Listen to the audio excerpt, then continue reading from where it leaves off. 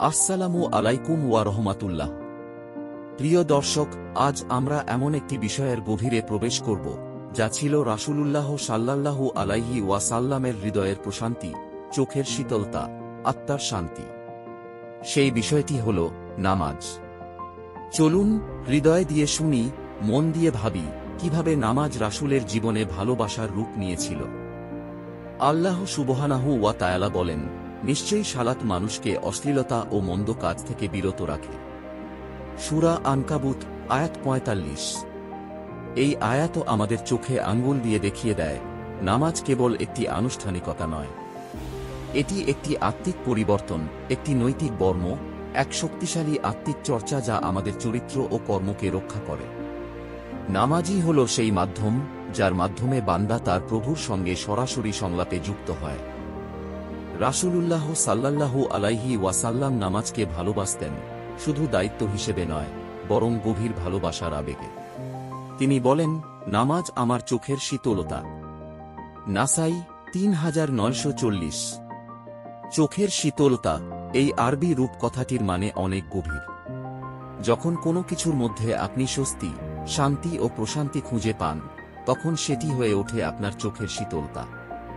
নামাজই ছিল রাসূলের সেই প্রশান্তির উৎস। দুনিয়ার হাজারো কষ্টের মাঝে, কষ্টদায়ক দাওয়াহ, নির্যাতন, কষ্ট, সবকিছুর পরেও তিনি নামাজে দাঁড়িয়ে বলতেন, হে বেলাল, নামাজের জন্য আয়ান দাও, যেন আমাদের হৃদয় শান্ত হয়। তাহাজ্জুদের রাতে একাকী অন্ধকারে তিনি দাঁড়িয়ে থাকতেন, চোখে অশ্রু, হৃদয়ে তীব্র ভালোবাসা। আয়েশা রাজিয়াল্লাহু আনহু বিস্ময়ে জিজ্ঞেস করেন, ইয়া রাসূলাল্লাহ, আপনি তো সম্পূর্ণ নিষ্পাপ, তবুও রাতভর নামাজ কেন? তিনি বলেন, আমি কি কৃতজ্ঞ বান্দা হব না? রাসূলের নামাজ ছিল কেবল ফরজ পালনের জন্য নয়, ছিল প্রেমের বহিঃপ্রকাশ, শুকরিয়া, আত্মনিবেদন। আমরা কি কখনো এমনভাবে নামাজ পড়েছি? আমরা কি নামাজে হৃদয়ের আরাম খুঁজি, নাকি কেবল তাড়াহুড়া করে কাজ শেষ করি?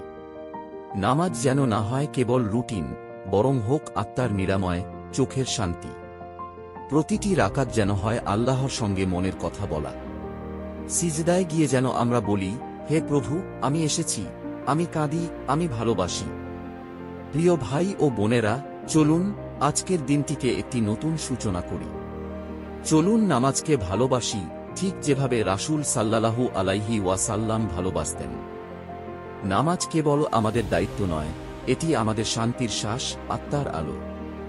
আল্লাহ তাআলা যেন আমাদের নামাজে সেই প্রশান্তি দান করেন যা রাসূল পেয়েছিলেন। হে আল্লাহ, নামাজকে আমাদের চোখের শীতলতা বানিয়ে দাও। আমিন।